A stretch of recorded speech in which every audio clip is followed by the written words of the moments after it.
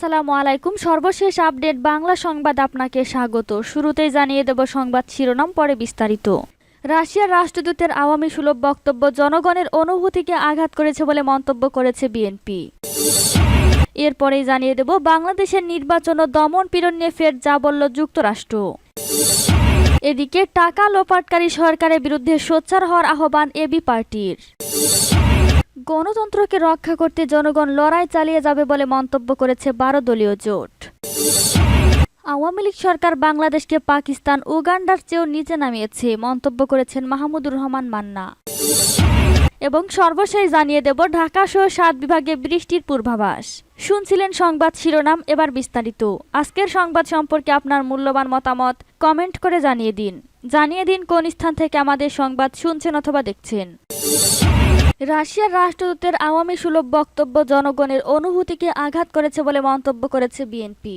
ঢাকায় নিযুক্ত রাশিয়ার রাষ্ট্রদূতের আওয়ামী সুলভ বক্তব্য বাংলাদেশের জনগণের গণতান্ত্রিক অনুভূতিতে আঘাত করেছে বলে জানিয়েছে বিএনপি। পাশাপাশি দলটি বলছে, বাংলাদেশ ও রাশিয়ার মধ্যে দীর্ঘদিনের সৌহার্দ্যপূর্ণ সম্পর্ক প্রতিষ্ঠিত হয়েছে ব্যবসা বাণিজ্য, জ্ঞান ও অন্যান্য দ্বিপাক্ষিক স্বার্থের ভিত্তিতে। বিএনপি বিশ্বাস করে দুই দেশের জনগণের মধ্যে বন্ধুত্বের সেতু বন্ধনে দীর্ঘমেয়াদী কূটনৈতিক সাফল্য নিহিত। তাই বিএনপি রাশিয়াকে আহ্বান করছে বাংলাদেশের জনগণের অভিপ্রায় ও স্বার্থ সংশ্লিষ্ট বিষয় তথা গণতান্ত্রিক মূল্যবোধ, স্বাধীনতার সংকল্প ও মহান আত্মত্যাগের প্রতি উপযুক্ত সম্মান প্রদর্শনের জন্য। বিএনপি বলছে, ঢাকায় নিযুক্ত রাশিয়ার রাষ্ট্রদূত আলেকজান্ডার মানতিৎস্কি দ্বাদশ জাতীয় সংসদ নির্বাচনে রাশিয়ার ভূমিকা নিয়ে বিএনপির বক্তব্যকে বিভ্রান্তিকর, মিথ্যা হিসাবে আখ্যায়িত করেছেন বলে আমাদের দৃষ্টিগোচর হয়েছে। তিনি আরও দাবি করেন, নির্বাচনে বাংলাদেশের মানুষ সরকারকে নির্বাচিত করেছে এবং 41.8% মানুষ ভোট দিয়েছে, যাদের অধিকাংশ ভোট দিয়েছে আওয়ামী লীগকে। তার এই অনাকাঙ্ক্ষিত, অনভিপ্রেত ও আওয়ামী সুলভ বক্তব্য বাংলাদেশের জনগণের গণতান্ত্রিক অনুভূতিতে আঘাত করেছে।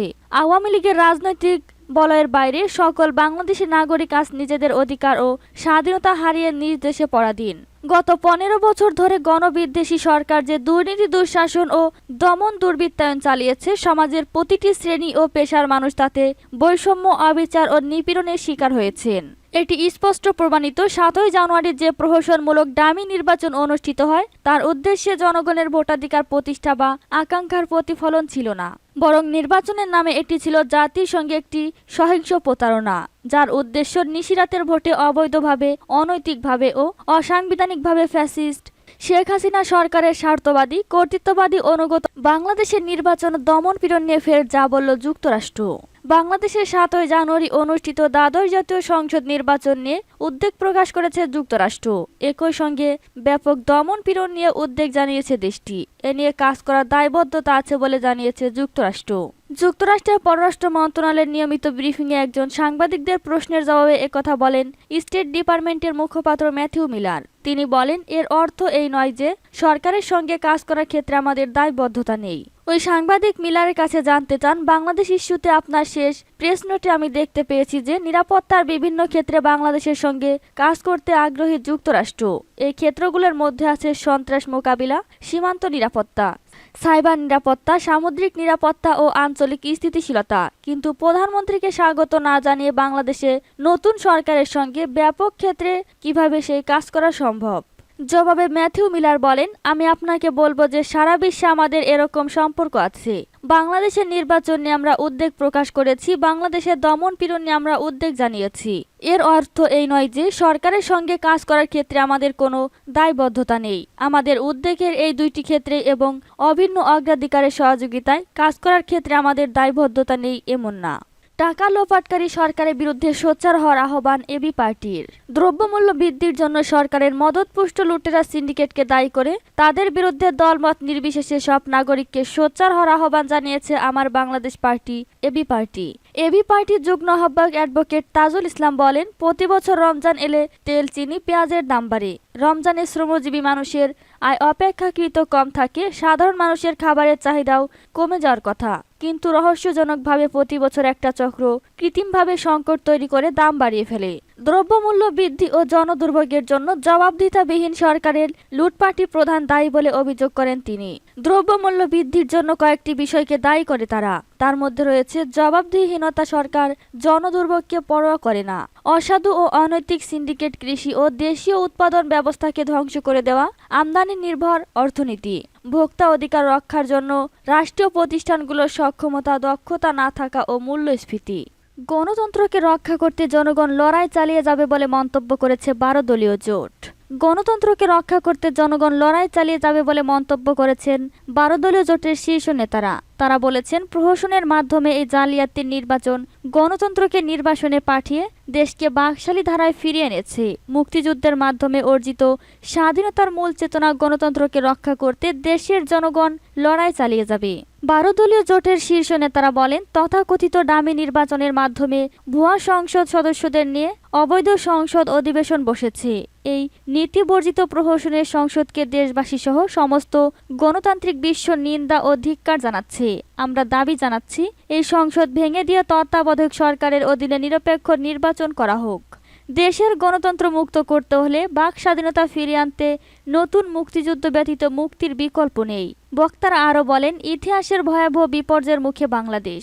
বিদেশি ঋণের পাহাড়ের নিচে দেশকে দেউলিয়া বানানোর 90% কাজ ইতোমধ্যে সম্পন্ন করা হয়ে গেছে।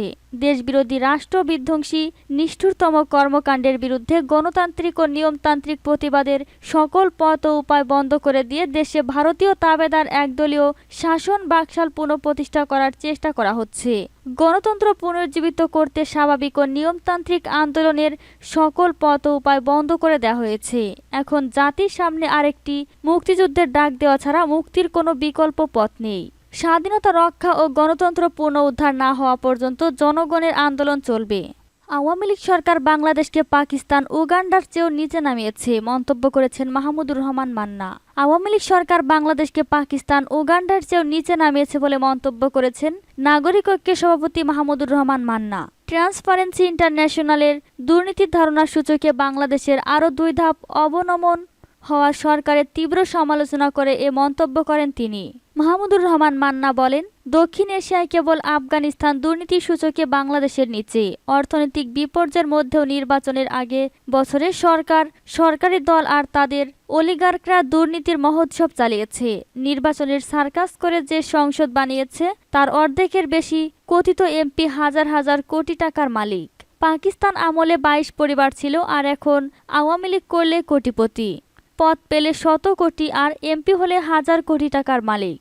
আর তাদের সাথে আছে SM, সামিট আর দরবেশরা, যারা তাদের ক্যাশিয়ার ভাগ বাটোয়ারা করে দেশের অর্থনীতিকে খোকলা করে দিয়েছে। মান্না আরও বলেন, এদেরকেও ব্যাংক ধ্বংস করেছে, কেউ শেয়ার বাজার লুট করেছে। আর এই সরকার দেশের জনগণের ভোটাধিকার থেকে শুরু করে সকল অধিকার হরণ করে একটা লুটের সাম্রাজ্য তৈরি করেছে। ব্যাংকে টাকা নাই, ডলার নাই, কেন্দ্রীয় ব্যাংকে রিজার্ভ নাই, কিন্তু লুটপাট চলছে আগের মতোই। কয়েক মাসের মধ্যে বর্তমান ক্ষমতাসীন দখলদার সরকার দেশকে দেউলিয়া বানিয়ে ছাড়বে।